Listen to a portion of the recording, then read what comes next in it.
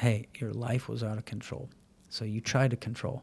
Yeah. If that translates into your kids, all you're going to do is have kids that can't think for themselves. Yeah. Are scared. They need you to tell them what to do all the time, and they do everything to avoid punishment, to avoid your controlling. Everything starts with our thoughts. Thoughts dictate our beliefs, which then dictate the way we treat and view the world, which then becomes our repeated being, and that is our personality, which then is our personal reality. So today I have Seth Dahl with me. He is an author, a worldwide speaker, a father, a pastor, and just an amazing friend and an awesome guy to be around. So I really appreciate you being on here today. Yeah, thanks for having me. I'm excited. You're like what you do is one of like my favorite things as far as like how I feel like it's just so important for society and stuff. Yeah. And I'm just really excited having you. I tell everybody that you're probably one of my favorite people. Come on. Because Wow. I know people who like do amazing things in business, but like this is more like just a lot more important. Yeah. So yeah, I'm just kind of get it started. Okay. I wanted to kind of you talk a little bit about just kind of your upbringing, kind of what your past looked like, and how that kind of brought you to where you're at today, like what Yeah. you do and everything. Yeah. So everybody knows what you're kind of doing. Yeah, I grew up in Iowa in a single parent home. So my parents got divorced when I was 1 year old. And yeah, just growing up with my mom, she was a Christian, so she put me in a Christian school, took me to church all the time. So I grew up in that kind of a world as well. But, I got years of pain happening in all of that. And so at some point, I just went off the rails completely. And I think we'll get into that. But, it's like I got into drugs, got into a whole bunch of crazy stuff, just all the stuff that comes with that. And then Jesus found me, and I ended up realizing I need to help kids. I think I discovered that had my childhood been different, my life would be different. And so I started working with kids for a long time.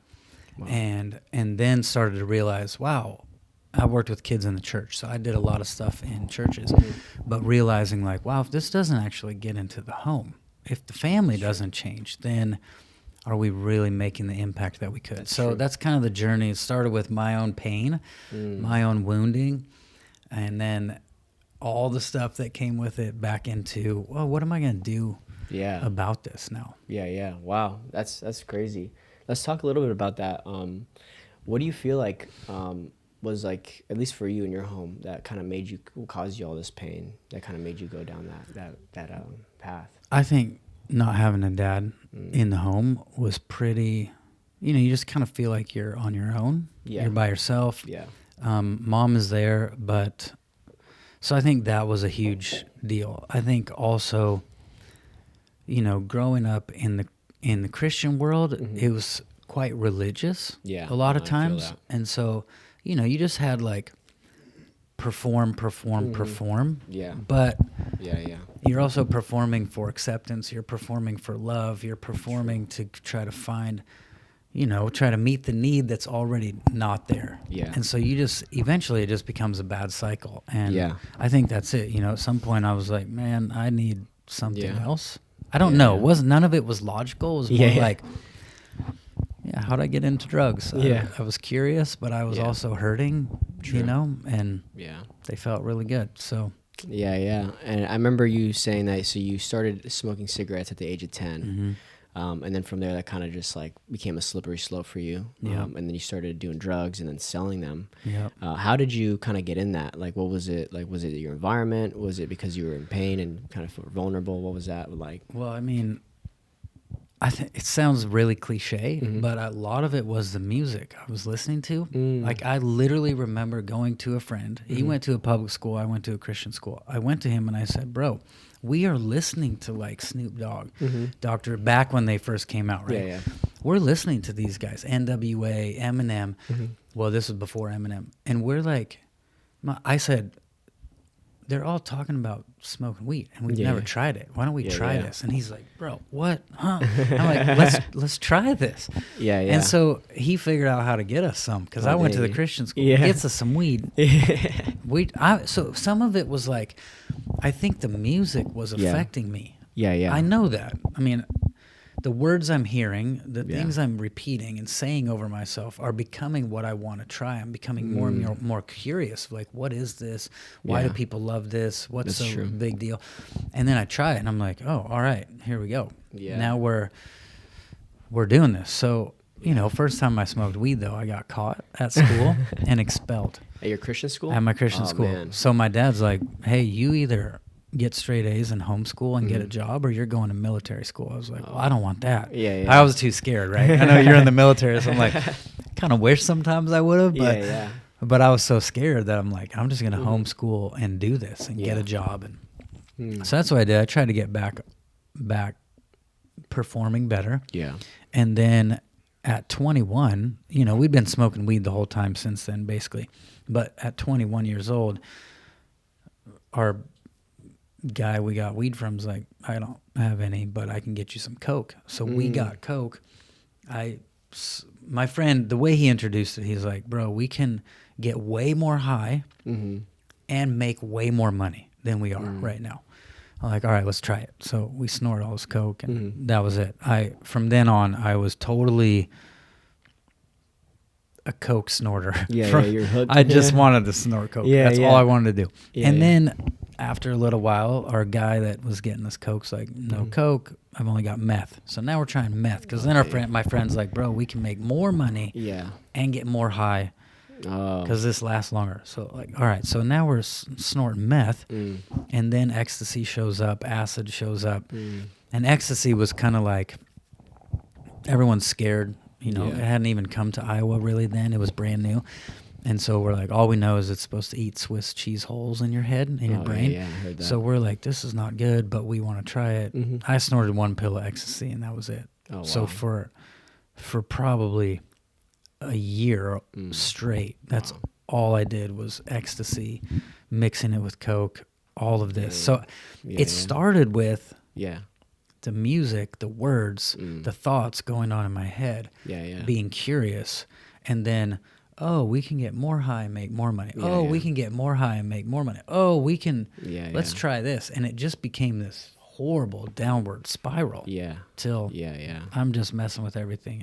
And it's kind of not well in the head. It's I kind of see a trend of like, just like, almost like casually just kind of crossing your moral line. Yes. Okay, well, it's just this time, or just, well, we can do this. And so then it just starts to escalate. It's never that one decision where you never go from, being like, smoking cigarettes, just doing like crack. You know, like it's never like that. It's always like just these decisions of like, okay, well, I'm not gonna say no. Yep. What do you feel like would have been the difference for you if you did have, your father present during these kind of moments? What do you think like would have made the difference for you? I think I would have felt like I could at least ask for help more if I needed it. I think I would have had more eyeballs on me, kind of like, hey, what's going on? Yeah, you're not doing well. That's true.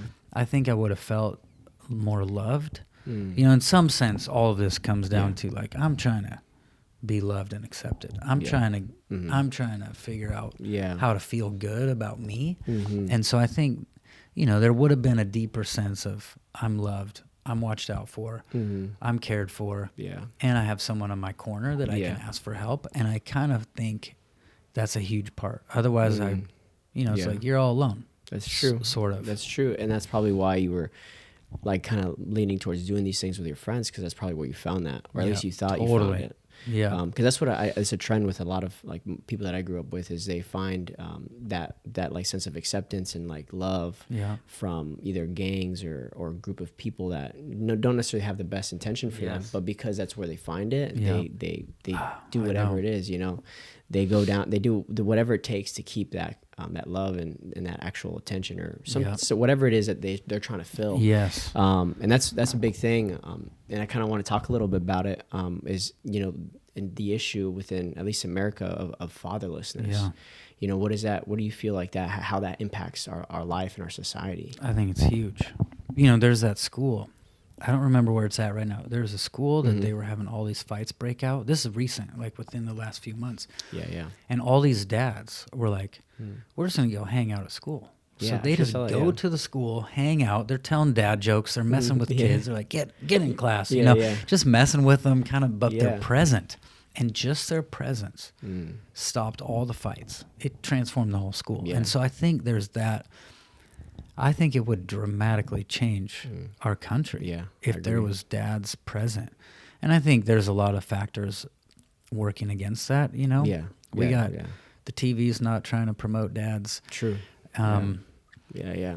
The government has they- systems that That's true. almost help single parents so much that It's an it's incentive. better to not have a dad in the home than so there's I think it would dramatically impact just a father figure in the home would help. Now the more present they become, 100%. the more loving they become, Yeah. it would just multiply from there, I think. No, that's good, and I agree, because I didn't really grow up with a dad until my mom married my stepdad, and it was a big shift. I wasn't really close with my stepdad, but the difference in not having a dad and having at least a manly figure in the home made a difference. It wasn't a huge difference, because obviously there's other steps to that, actually being a good father and totally. just sort of just being there. But you know, I was a step kid, and I was a bad kid, and I didn't want his love or his acceptance. So I was being really bad, you know. So I didn't give him a chance until now, where we're good now. But that's how it was for me. Like I rebelled, and I tried to find these avenues of accepting within groups of friends, or within like other people, or even for me, like or even girls, or whatever it was. And I found myself doing stupid things, and it was at the time, I didn't. It's crazy, but at the time you don't realize it. But you have no one to teach you or tell you that, and you're just doing this. You're just on this like path of self-destruction, and you're thinking you're doing it because, you know, you're cool, or you want to be whatever it is. Oh man! And it's crazy, because we serve. Me and my wife and my brother serve with our youth, and it's crazy for them to really see their life and how it is without a father figure. And when you kind of step in and like actually kind of have that authority on them, it shifts them in a different way, because they want it, you know. Yes, they want it, you know.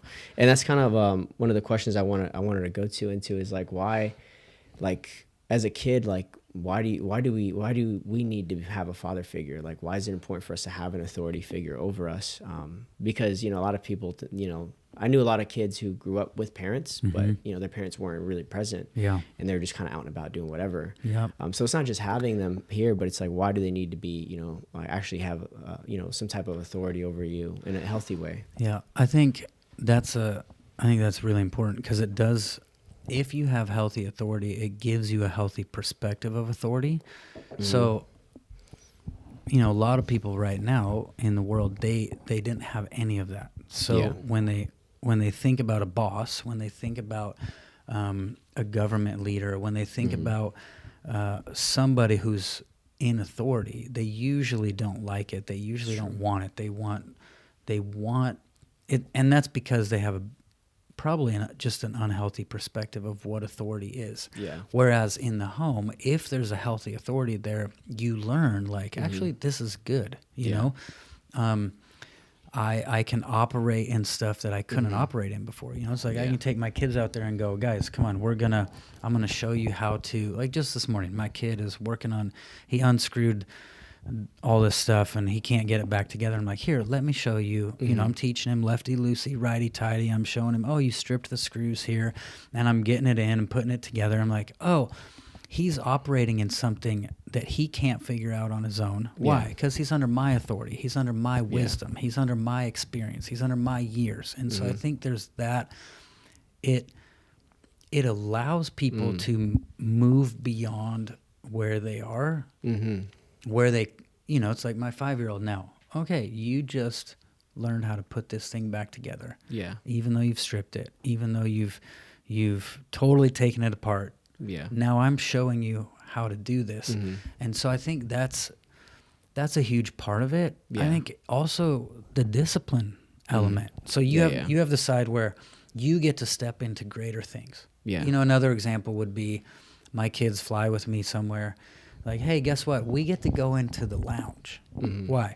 Not because of your miles, not because of your status, because of mine. So Yeah. you're with me, Yeah. and you get to go have the nice food. You get to go have Yeah. the shower when you're on the layover in Yeah, the yeah. airport. You get to go sit down and lay down on a comfy bed when everybody else is sitting in those horrible airport chairs. Yeah. You get all this. So there's that element. Yeah. Like, you get to step into things you never could on your own. Yeah. Way beyond when you could. And then at the same time, there's the discipline element where biblically, you know, if we don't discipline our kids, they become, the King James Version says bastards in Hebrews. Yeah, So, yeah. which is basically an orphan, a kid Yeah. like that lives without parents.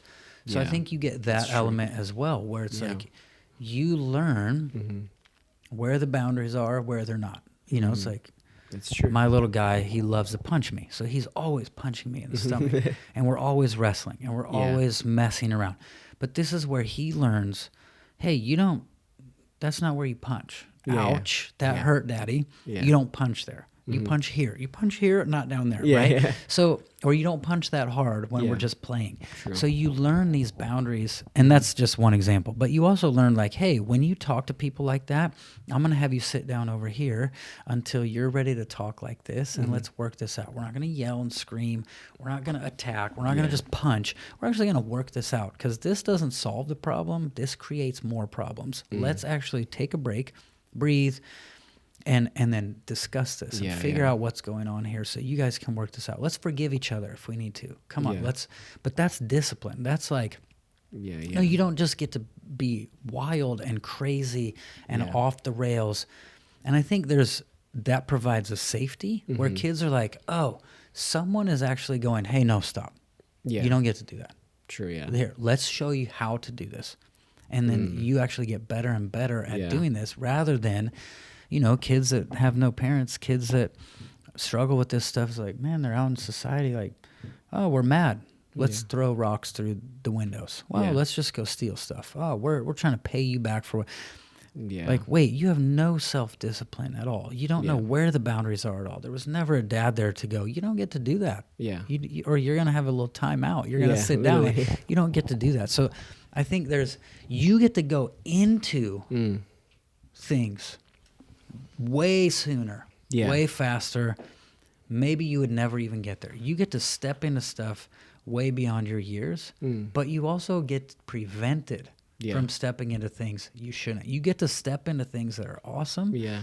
and you get protected from things that aren't. And I Yeah. think that's what happens is, like, you, without a father figure, without parents, you have to try to figure all this out on your own. So That's it true. takes you longer to step into the things that That's true. are here to step into and figure them out on your own and learn them. Yeah. And you don't know where the lines are. So you just go, so you end up doing more crazy stuff and not stepping into who you actually are. Where just a family will pull you into where you're supposed to be, Yeah. give you that momentum, Yeah. and also give you the limits. That's good. That's really good. Yeah. And that's kind of tying into the next question is like, you know, like, what is it? Why is it so important, you know, as a father and even a mother to address, you know, your personal childhood trauma? You know, I see a lot of people like just pass on trauma, Yes. like a baton, you know, Yes. through their generations. Yes. And it's just, it creates, you know, a lot of issues within marriages, and the kids grow up seeing that, and then they take it in unknowingly, Yeah. and then they grow up and Yeah. then they raise their kids like that, and Yeah. it becomes a cycle. So why is it important? And then how can somebody, you know, actually be like I have something that I need to address. Like, how can I start moving in the direction of addressing that so my kids don't have to deal with it? Yeah. I mean, I think it's absolutely important. You know, I look back and I ran into a guy at our church named Danny Silk, who we read all his books. He taught us. He's like a father to me now. I get the privilege to know him and pull from his life. But I look back and I'm like, man, if I didn't have him helping me become whole, I would have just passed on. I would have been a horrible parent. Yeah. You know what I mean? Like, oh gosh, I would have jacked my kids up. So obviously I think it's super important to do that, because we do. Like, part of that is we want our kids to step into things they never could. But if I'm limited by my pain, my wounding, then I actually I can't help them there. I'll limit them as well. I'll keep them, we don't want what happened to us to happen through us. Yeah. When it comes to pain, we want what God did in us to happen through us to our kids and stuff like that. So it's absolutely important. I think practically, it's finding books or finding a mentor and saying, hey, what does it take to learn from you? Hey, how do I ask you questions? How do I teach me this? What can I read? What can I learn? What can I grow in? Or what, sometimes it's as simple as like with Danny Silk, I think the one thing that impacted me the most was like, he said, it's not our job to control people, right? So the one lie most people believe as parents is that you can control other people and other people can control you. And it's like, wait, that's just a lie. But if you believe that in a family, it's like, well, my parents controlled me, so now I'm going to control you. So I'm going to force you to make the right decisions. I'm going to punish you if you make the bad ones. I'm not going to let you learn by making poor choices and having a consequence. I'm going to either stop you from making a poor choice or punish you when you do, rather than, hey, it's totally fine. You can make that choice. Here's what it means. Here's an example. My kid has had dental problems. Like we thought he was brushing his teeth really good. He wasn't brushing his teeth that good. had some cavities. We're like, oh man, we weren't watching out for you like we should. But so, we'll get at nighttime and I'll say, buddy, time to brush and floss your teeth. He's like, man, I don't want to. And I'll say, cool. You don't have to brush your teeth. Why? I'm not trying to control him. Yeah. Now, if he doesn't brush his teeth, it costs me a lot of money, right? So I want him to brush his teeth. For sure, yeah. And I want him to have healthy teeth. I don't want to just protect my money. I want to protect his teeth as well. But I'm saying, okay, buddy, let me ask you a question. So instead of me saying, you have to brush your teeth, rah, rah, rah, rah, and this is all control. So usually it boils down to a control issue that we need healed, right? So childhood trauma. My whole life was out of control. I'm in so much pain. My parents hurt me. I'm out of control. So what do? I try to control everything, right? So that's typically how it plays out. So in my life, I'm like, I'm not trying to control my kid. I know it's a lie. So I'll say, cool, buddy, you don't have to brush your teeth, but let me ask you, do you enjoy going to the dentist? He's like, no, I hate it. I'm like, all right. Do you like when they have to clean your teeth really hard? He's like, no. Do you like when they have to do the special like fillings in your cavities? Like, no, right? And now he's convincing himself like, I should brush my teeth. I should floss my teeth because it's horrible when I don't, right? But I'm not having to control him. I'm not having to force him. I'm not having to tell him. I'm telling him like, hey, it's time to brush your teeth. But I'm asking him questions. I'm forcing him to think. And so all of that is, now I'm just trying to circle back a little bit. Had I not discovered, like, wow, Seth, your life was pretty out of control because your dad left, people made decisions that affected you, you felt all alone, you're totally out of control, so you try to control everything else, but you don't control you control everything else, right? And then had I brought that into my parenting without discovering that along the way from Danny and from other people, like if I had brought that one lie that was communicated to me that I believed as a kid into this, it's like, dude, my kid would be so hurt by me. Yeah. Rather than him going, I need to go brush my teeth. I want to floss my teeth because I hate the dentist. I hate going there. I hate that. He's not thinking about how much money it costs me. He's not thinking about, he's just thinking, if I make this choice, it's going to be bad. So I'll make a good choice and it'll be good for me, right? Yeah. So all that to say, I think that's just one example. I'm trying to give practical examples too. Yeah. Like, no, this is good. My pain was caused by being controlled and me trying to control everything because my world was so out of control. Yeah.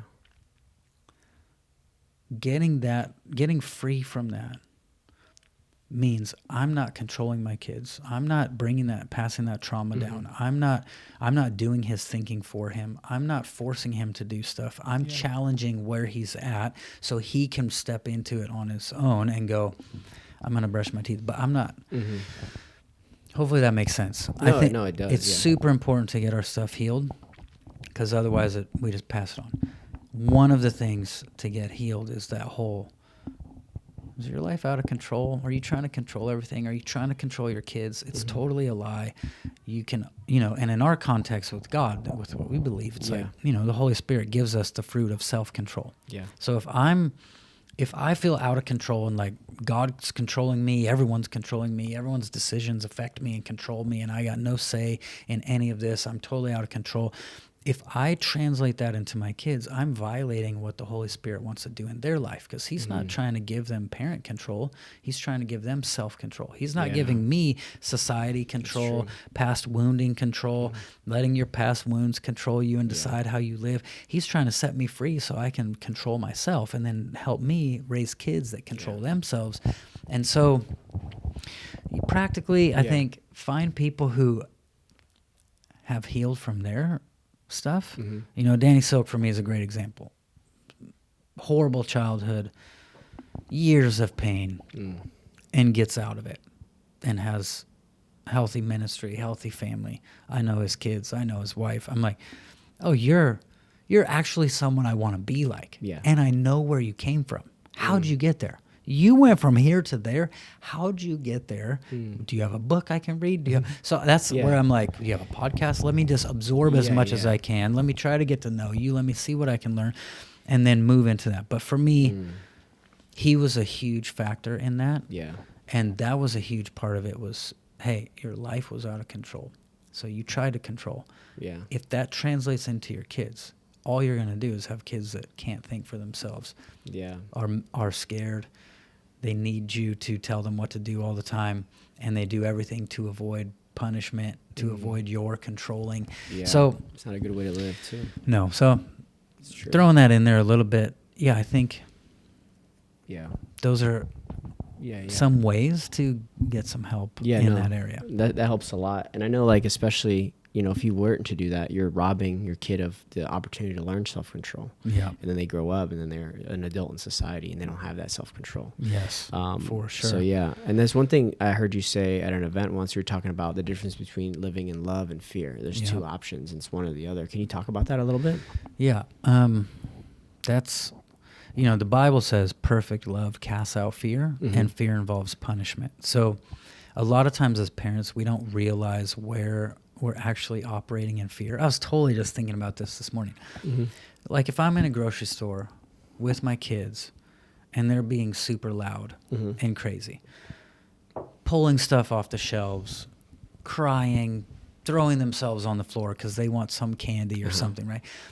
A lot of times parents are so afraid of what other people think about them. That's when they almost attack their kids. Yeah. They attack with control. Get in that cart. You keep doing this. I'm going to take you outside. Yeah. They say all the threats. They pull all these threats. They say all this stuff.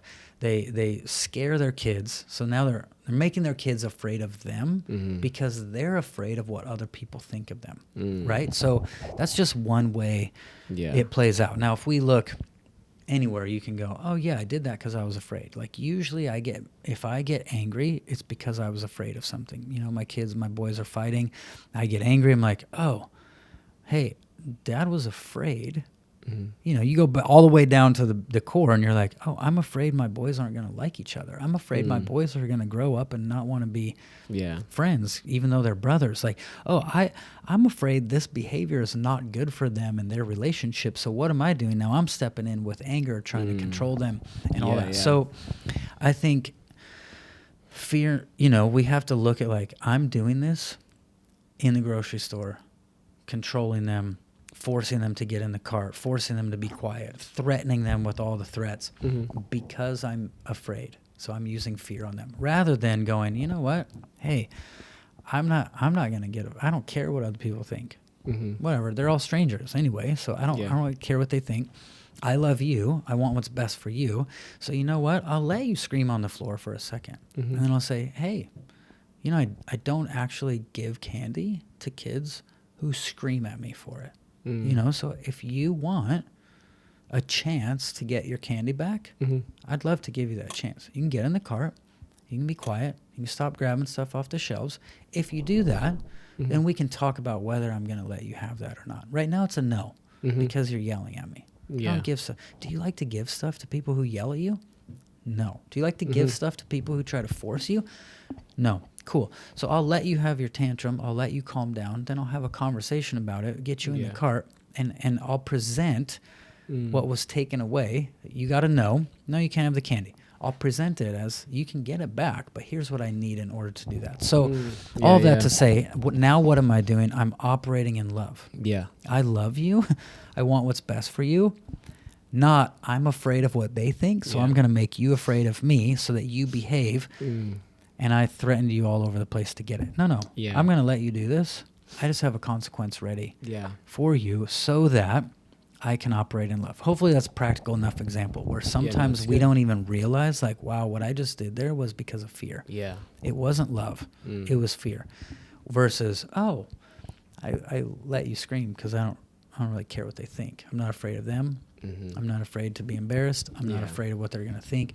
So I can now parent you from love instead of my fear. That's good. And what are the long-term effects of operating as a parent from fear consistently? Like, I know nothing good comes from operating from fear. You know, you don't really think clearly. And I know some parents that operate from fear, they kind of like when they punish their kid, they kind of overdo it. But what are the long-term effects as far as the relationship between the parent and kid when you're always operating out of fear? Yeah. Well, usually fear and control go hand in hand. So if I'm afraid you're going to make a bad choice, if I'm afraid something bad's going to happen to you, if I'm afraid of whatever, I'll control you so that you do the right thing so that I feel safe.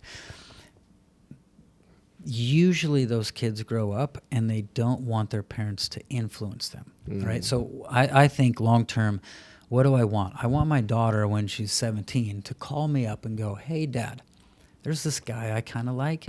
Can I talk to you about him? Can I introduce you to him? Can I have you check him out and talk to him? And what is she doing? She's going, Dad, I want you to influence me. I want my kid to call me, my son, and go, Dad, I'm thinking about going. I got these 3 colleges I'm thinking about going to. Can I run them by you? Can I talk to you? Dad, I'm thinking about buying this car. This one's $80,000. Like, well, how much do you make, son? Well, what's your plan to pay for that? You know, I want them to call me and go, can you influence my life? Yeah. Because then we have this, if they're allowing you, inviting you to influence, that's a really good sign that they trust you. Yeah. If they're not, it's probably because they think you're going to control them and force them to make the right decision. And that's a sign they don't trust you. So I think long term, it builds a relationship on trust. Yeah. Go back to the grocery store.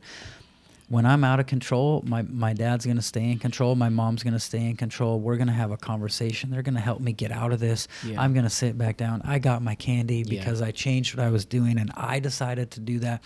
My dad totally empowered me to think for myself and figure this out. What does that do? It builds trust. It builds connection. And then they're going, you know what? Hey, how do I go into this place? You know, you're working at a job and you don't like it. Well, you don't fall on the floor and yell at everybody and run out. Like, if you do that, you're probably going to lose your job. But I taught you that in the grocery store, right? That's true. I taught you that in the grocery store over and over, and now you're in a work environment and you're not just storming out. You're actually like, you know what, actually, let me think. Let me calm down. Let me ask questions. Let me talk about this. Let me figure this out.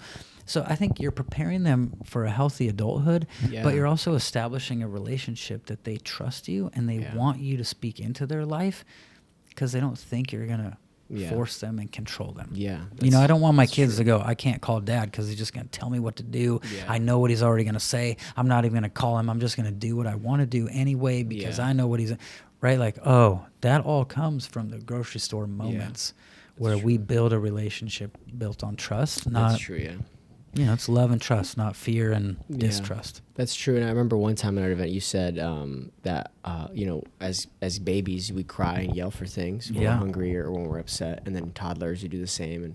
And then a lot of adults grow up not learning how to communicate those feelings differently. So they do it the same way, obviously, in an adult version. And I thought that was, because I've seen that in my life. I've seen people act out like super, like it's almost like, how's that okay with you? Like, I'm always thinking, like, who raised you to do that? You're like a 2-year-old in a literally, 30-year-old body. Exactly, And it's crazy when you said that. It made a lot of sense to me, kind of like connected the dots for me. And especially because my mom was like, when she was Catholic at first, and she was very like fear-based as a parent.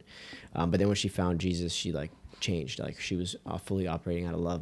But unfortunately, I was a kid while she was a Catholic, and she didn't do that until I was in high school. So Yeah. the damage was kind of already done. Yeah. But because of that, I always found myself, when I was doing bad things, I was at a party, and like I was at a party, and I had like I was smoking weed, so I forgot that I left my keys in the car. Oh, man. And then and I'm like far. I'm like 40 minutes away from home. My parents think I'm at my job. Yeah. And my keys get locked, and I'm trying to get like my car keys so I can get home and stuff. And I was like I don't know what I'm gonna do. And I was asking my friends at the party like, hey, and then none of them cared. None of them were like, hey, Yeah. bro, just take the L. Yeah. Just call your parents and just get in trouble. And I couldn't. For me, that was not an option. I was like, I'm not calling my parents because Yeah.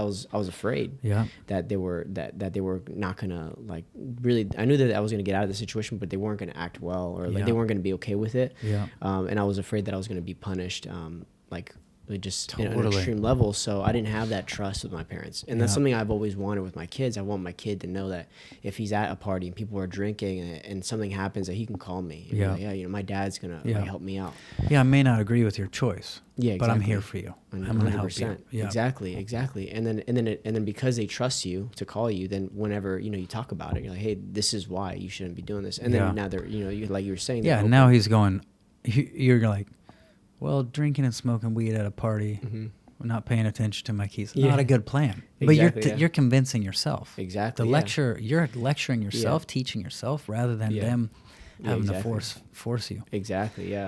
And that's Wow. one thing too. A lot of parents like overdo it, where then it's like then kids don't want to hear it. Like, I already Exactly. know this.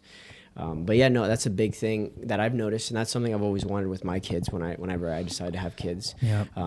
that I want that relationship with them. I want to be able to have that relationship where they can trust me. And Yes. we can talk to each other. But It's yeah, huge. It's a big thing. It's a That big goes thing. into like the fear. So, in our world as Christians, fear of God is kind of misunderstood a lot. What is the fear of God?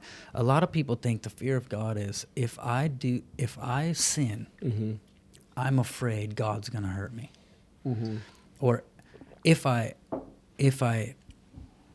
avoid sin, Yeah. because I'm afraid I'll get hurt by him, or if I do sin, I'm afraid to go to him because he's going to hurt me. Yeah. Right? But the true fear of God, which this translates into our families, our parenting, Yeah. is like, I don't want my kids to go, you know what, probably shouldn't smoke weed and drink at the party when I'm 16 and just go off the rails.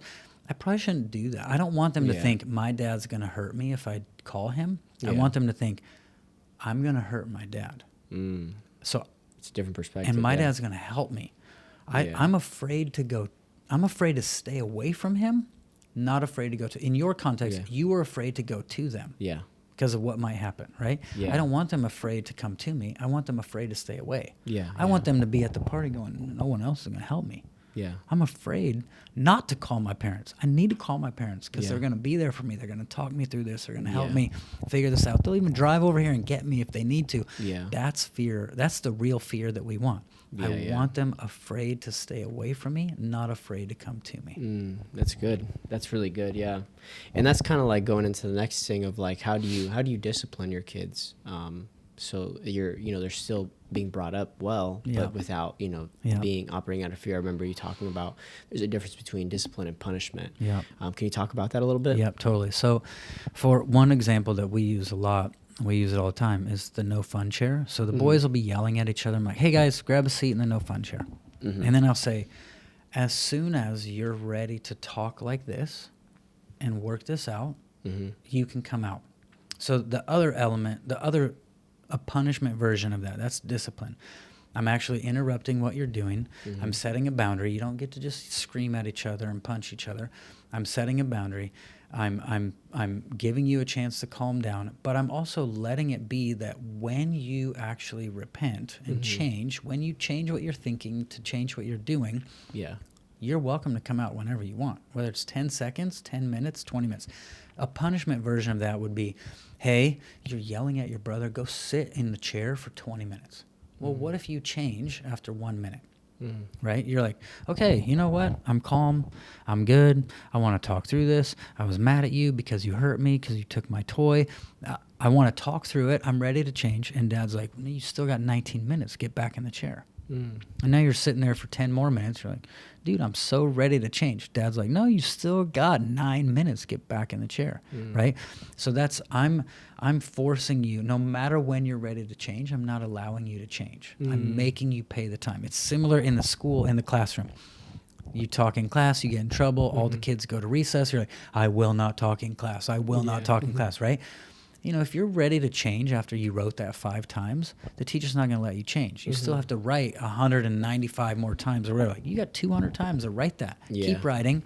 But by the time you get done, you're like, I hate my teacher. I hate this school. So what happens with punishment is I'm forcing you to do the time, not looking for you to change, right? So what can happen with punishment then is maybe you were willing to change.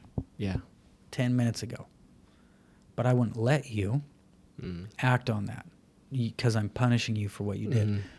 Eventually the heart gets worse, right? So in the context of the school, that kid hates the teacher. So now can he learn from her ever again? He hates the school. Does he want to come? No, he wants to see his friends, but that's it. He doesn't want to learn from anyone now. So now he's struggling to learn. Why? Because he was punished, not disciplined. Where it's like, hey, you know what, buddy? Grab a seat. When you and your friend are ready to talk and we can talk like this, let's talk. And then you get in there, you solve the problem, you figure out, all right, go, have fun at recess, right? Now I disciplined you. I didn't punish you. I looked for a change of heart. I looked for a change of behavior. I looked for a change in thinking so that you actually come out of this thing and you go, wow, as soon as I'm ready to adjust, I'm good. So I that's a practical example. The no fun chair is different than a timeout. Timeout's like, you hit your brother, 20 minutes. Right? No fun chair is, hey, you hit your brother, grab a seat. When you're ready to talk about this, like this, let's go. Let's figure it out. Let's work on it. We could sit there for 1 minute, and they're like, okay. Now they're back. They're together. They're playing. I didn't punish them, but I'm not creating an environment too, just like the teacher. I can't learn from that teacher because I hate her now. A lot of kids make these inner vows where they're like, I'll never do this to my kid. When I'm older, I'll never do this to my kid. I'll never make my kids. And so now what happens is either that kid grows up. Hopefully I'm not rabbit trailing too much. No, you're good. Either that kid grows up and they're like, I'll never do that to my kids. So what do? They don't even set boundaries. They don't even discipline at all, true, right? So they're reacting to what happened to them because they're not healed. So they're going, instead of me putting my kids in timeout, I hated my dad for that. I don't want my kids to hate me because I'm afraid that my kids are going to hate me because I hated my dad. So I'm not going to discipline you at all. I'm so afraid to punish you. I'm not going to discipline you. And now the kids run all over and they're chaotic and crazy. They're like, oh, now we have chaos everywhere in the house and we wonder why it's so crazy. You're afraid to discipline because you're afraid to punish and you don't know how to discipline. Where if I can go, you know what? I hated that. I hated that. That was horrible. I sat in that chair 20 minutes when I was ready to change at 2. How can I actually discipline my kids where they go, oh, I have boundaries. I don't get to just be crazy. I don't get to be chaotic. I don't get to punch people. I don't get to scream at people. There's boundaries for my life. But as soon as I'm ready to change and actually work on it, I get to come out. So that it prevents, I think it can prevent what are called inner vows. Like, I hate what my parents did to me. I'll never do that to them. Well, you just made a vow. And so now you're going to react to that your whole life unless you get healed, unless you break that vow. Whereas going, wow, I want my kids to go, you know what? Thanks. Thanks for separating us so we didn't punch each other in the face over and over. Thanks for separating us. Thanks for requiring us to talk through it. Thanks for requiring us to work through stuff. You've just empowered us in our lives to not scream and yell and freak out. We actually can talk about it. And so that's an example. The no fun chair and giving your kids an opportunity to change what they're thinking and doing whenever they want, that's huge. Versus go stand in the corner, go sit in that chair. You have a certain amount of time. You're looking for a heart change, not just do the time. Yeah, that's good. Hopefully. No, that's really I'm going to good. have a lot of examples, but that's probably the easiest one. where Yeah, you no. can see the difference. That's really good, and it's crazy how we're human beings, so there's so much, like, especially when you're a kid, your brain is so like malleable. Yes. And there's a lot of psychological factors that are occurring during things like this. Oh, that yeah. I feel like a lot of people don't take into account. Like Totally. you're setting brain patterns like from a young age that are going to affect them and their Yes. relationships. And You it's may have the crazy. right behavior, Yeah. but what's happening under the surface is much worse. Yeah. When you could almost allow the behavior Yeah. and figure out what's under the surface to later change it. That's true. Yeah, yeah. And I think that's a way. I feel like it's not. I've never heard of that before I've met you. Like I've never heard of things like that to raise kids, and it's so weird because as you say this, like I think of like the way I was raised, and I can see the patterns on why I do what I do with my wife, or why I do what I do with like my friends, or Yeah. even with authority sometimes Yeah. because of that. And it's crazy. And another thing too that I feel like you're doing is you're teaching them emotional intelligence, Oh, yeah. which is huge. It's probably the most important aspect of life. Yeah. And you know, I heard of someone, and I think you said this too as well, is that a lot of people grow up not knowing how to use their words and how to attach feelings to words. Yeah. They don't know, like they just know angry, sad, happy, and then mad, and Yeah. that's it. And then so when they feel a certain way, they associate it with one of those. Yeah. It's usually if they're depressed, they just maybe go to anger. Yeah. Right? And that's the biggest thing because of the way they were raised, and nobody taught them like how to use words or Yeah. how to express it. And then, you know, in turn, it becomes a bad spiral. It totally does. It's crazy. And I feel like one of the things too with your kids, I remember you telling me a story about how your daughter was telling your little boy that she hated him. Yeah. She And, wanted a yeah. sister. She Yeah, never exactly. wanted. Yeah. And the way you handled that, can you share that? Because Yeah. I love the way you did that. Yeah. So I'm tucking my son in bed and he's in tears. I'm like, buddy, Mm. what's happening? And he's just crying, saying, my sister keeps telling me she doesn't want a brother. She wanted a sister. She doesn't want me. Mm-hmm. And I'm like, oh man. So I comfort him, help him fall asleep. And then I said, buddy, I'm going to talk to her Mm-hmm. because I don't want anyone to talk to you like this. I don't want you talking to people like this. I don't want anyone talking to you this way.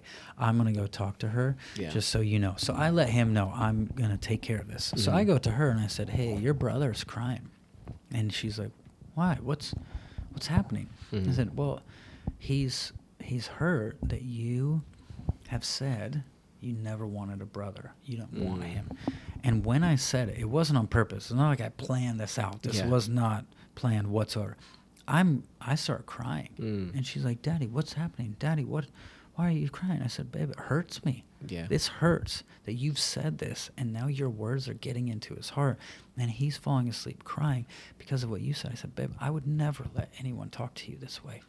It would hurt me if someone talked to you this way, and it hurts me when you talk to him. So it's going back to, I don't want to do this because it will hurt Dad. Yeah. Not Dad will hurt me. So I'm not yelling at her. I'm not threatening her. I'm not doing any of this. I'm saying what you're doing is hurting me. And because we have a connection, a relationship, she cares. And so it was miraculous, basically, what happened. I mean, I just cried in front of her and told her, this hurts me. This hurts us as a family. Yeah. And she never said it again. Doesn't mean we've never had problems. Like 100%. they definitely have their stuff, back and forth, but we keep working on it the same way. Yeah. But when it came to, I don't want a brother, I never wanted a brother, she's never said that once since. It was like, But you didn't have to tell her that don't say this. I never had to You tell had her. say out of I said, control. when you say this, here's what's happening to us. Here's what's happening to me. Here's what's happening to your brother. I'm pulling on her heartstrings. Yeah. I'm not just forcing behavior. I'm pulling on her heart. And she's going, I think inside she's thinking, I don't want my words to be a source of pain for my family. What do I need to do? Now, she didn't say that out loud, but obviously something changed inside of her and she quit. Yeah, and that's crazy because then she also started to understand like her actions affect other people and the way they feel, which then is emotional intelligence. Yeah, and they're learning that from an early age. Yeah, and that's it's going to be extremely helpful for her when she's an adult. And that's just crazy to just think how like the way you do something can really set someone's trajectory in their life, and it's crazy. That's why I love what you do. I love like what you and the way you go about it, and I love to learn more because because I'm gonna have kids in the future. Yeah. And I'm the type of person that likes to learn about things before I'm in it. So Yes, I'm just good. prepared because I want my Especially kids. kids. You need to learn before you get in it. Exactly. Yeah. And the other question, and I'm kind of end here, is you parent and you're doing your best, but how do you protect your kids from the world? A lot of things, we have a whole new element, which is the internet, Yes. that we can't really do, control it, but how do you go about it? I know a lot of people are curious about that. Yeah, we have a few things. So I don't just want to protect them. I want to prepare them. That's good. So, my kids, my 5-year-old, we've already had conversations about bad pictures versus good pictures, right? So we have those conversations. We talk about it. We want this to be an open conversation. We're going to have to talk about this 100 times, probably, because you're going to be at school. You're going to see something. My daughter's already seen a naked dude online at school. My son at 9, my other son, has already been exposed to porn. So we've had all these conversations. Like, this is a reality. But I've been preparing them all along the way. When this happens, what do you do? When this happens, we've been talking about it. So hopefully you're safe to come and say, hey, here's what's going on. Can I tell you what's happening? Like, I want to have the conversations early so that they know they can come talk when they need to. Yeah. But but at the same time, protection's important. So preparing them, having conversations, talking about it is way more protecting than just locking them out of everything.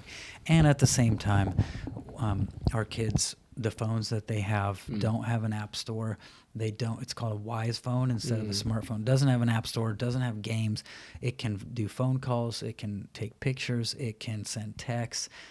It has maps, so if they need to get somewhere they can, but it doesn't have social media, it doesn't have the internet. So, they can use the internet when they're with us. Obviously, you have my computer, you can use the internet. You use my phone, you can use the internet, but you're not just free to roam the internet as you want.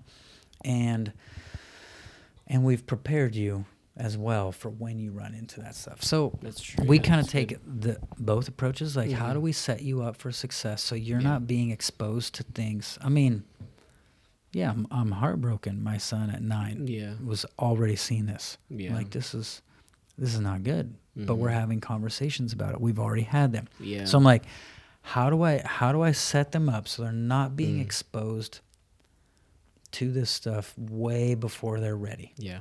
And how do I prepare them, because they probably will get exposed to stuff the human brain is not designed to handle what we've thrown at it with the internet. Yeah. That's why so many people are jacked up. This is why we live the way we live on the farm. We've had all these conversations about farm life. I'm like, how healthy this is for kids to 100%. Play outside, grow their own food, pull weeds, feed chickens, collect eggs. Like, there's something really healthy about that. And we have thrown them out of that and into these virtual digital worlds that's like, you're getting bombarded with hundreds of ads, hundreds of conversations. Like, my goodness, you never would have had that many conversations in 6 months. If this was not that long ago, because you had to have real conversations, not texting hundreds of people. So all of that to say, I think protecting them is super important, but also preparing them, because it's coming. It's here. You can't avoid it. So we try to live in that world of like, how do I embrace what the internet has brought without allowing it to run rampant through our lives. That's true. Yeah. And then the way you're preparing them at a young age, that way when they're out there and they have the opportunity, they're able to control it versus it controls them. Hopefully they can make some better decisions with this, because it's crazy. Yeah. And that's a big thing that I know a lot of people have questions, because when you're growing up, the internet wasn't really as prominent. It was barely around when I was like 10. It's like, you can go on the internet. We didn't even really know what that was, and it wasn't what we have now. Yeah, exactly. Yeah. And then when I was growing up, the internet was like blowing up, but the only thing we really had was YouTube, and that was like funny videos and stuff. But even then, it was not as what it is now. Like I was still playing outside and stuff. Yeah. But now it's just a whole nother thing, and it just keeps getting deeper and deeper with like meta and stuff like that. 100%. Yeah, and it's hard to you can't grasp that. And then especially if you haven't really fully understood it, it's like it's a weird thing. You can't control the internet, and the internet's not even well censored either. Yeah. So there's things that It's really rough. And you got to understand, like, a lot of those companies, like the porn industry is actually responsible for pushing a lot of technology forward because they want to dominate it, right? Yeah. They want your money. They want your addiction. Yeah. And so, understanding that, like, wow, these people are actually That's their agenda, intentionally targeting our kids so they can addict them, so they can have them for life. And they don't care what the repercussions are. I'm like, oh, so I do need to protect you there, to going, you're actually after my kids. Yeah. This isn't just the internet is like this place where anything can happen. It's like, oh, you're actually intentionally coming after them on purpose. So I need to protect you there. 100%. Yeah, it's quite a wild ride. And I'm like, we definitely don't have it all figured out, but we've gone, we're like, how do we, I think the stance that we take is, how do we be proactive and offensive, not reactive and defensive? Yeah. Right. So it's like, oh, my son gets exposed to porn. Hey, I'm actually ready for this, as ready as I can be. Yeah. I knew this was coming. We've had these talks. Hey, buddy, remember what happens when, So, yeah, I think that's the best stance is in all of this, because it's going to keep evolving. It's going to keep changing. It's going to keep getting more and more wild, I think, and more. You have to learn more. So it's like, how do I do this offensively, not defense, and how do I be proactive, not reactive? And so that's where it's like, what phone do we buy them? What boundaries do we put up? What do we have on the TV? What do we have on the computers? How do we set them up for success? Yeah. And at the same time, how do we prepare them? Because that world's coming. Yeah, yeah. And that's good too, that you kind of like, you're very like intentional about talking to your son about it, because that's a big thing that I've actually learned from my church. They did like talking about how to parent, and through like talking about things like sex and like porn and all that stuff. Because what happens is a lot of parents, they kind of see that as a weird topic, and they don't want to talk to their kids about it. So then what they do is they're unintentionally creating this atmosphere of, this is a topic that we don't talk about. It's kind of like keep it hidden. So then they get into this addiction, and they don't have anyone to talk about it with. It feels weird to talk about it with their parents. Versus if you make it like a conversation, then they just get comfortable. And then as they grow up, they always have these questions, and it's not happening behind closed doors, and you're preventing somebody from becoming addicted. And that's a big issue within our country right now. Super huge. It's like, especially like towards men, and then that affects the way you treat your wife, that affects the way you treat your kids, and then it's just a whole nother spiral. And if you think about it, what's that go back to? Fear. I'm afraid to have this conversation. I'm afraid to talk about sex with my kids. I'm afraid, so I don't. And then they're afraid to talk to me, because I was afraid to talk to them. And now you have this whole fear thing. Everyone just hides it, pretends like it's not there. Don't talk about why. It all comes back to fear versus going, no, I love you so much. We're going to talk about this. We're going to have a conversation. We're going to make this feel like we're all safe to talk about it. Because if we're not safe here, you're definitely not safe out there. But it does. It comes down to that, if I'm afraid to talk about this, I create a place where they're afraid to talk to. That's good. That's good. Man. I'm loving this conversation. I really appreciate you for allowing me to come to your house and just ask you these questions. You could just look over to the audience and tell them where they can find you. And honestly, again, I thank you and really appreciate you for being here. It's not something I take for granted. So thank you. Tell them where they can find you. My website is SethDahl.com, just SETHDAHL.com, and I have a Facebook group called Spirit Led Parenting with Seth Dahl. Also, I'm working on an app called Spirit Led Families. So pretty soon, I don't know when you're watching this or listening to this, but pretty soon there will be an app on the App Store as well as on Google Play that you can get my Spirit-Led Parents Academy, my Spirit-Led Kids Academy, my Present Parent Academy, and we're going to work on all different kinds of stuff. We're even going to do peaceful preparation, where it's like, how do you prepare for like having stuff to help you? So that's all going to be available on Spirit-Led Families, the app, and then, my website is the best place to go right now.